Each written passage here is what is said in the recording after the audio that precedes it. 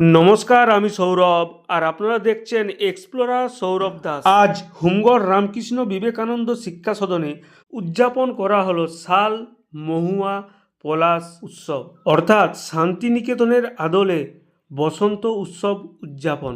পলাশ উৎসব আমরা জানি ঋতুরাজ বসন্ত আমাদের ভোরে ওড়া নাড়ছে।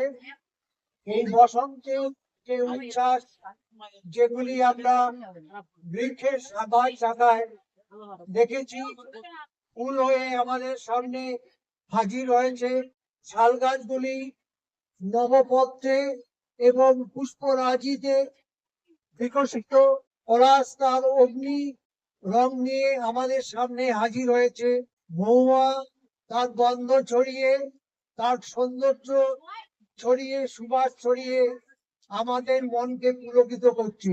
সেই ভাবনা থেকেই আমাদের এই উৎসবের আয়োজন।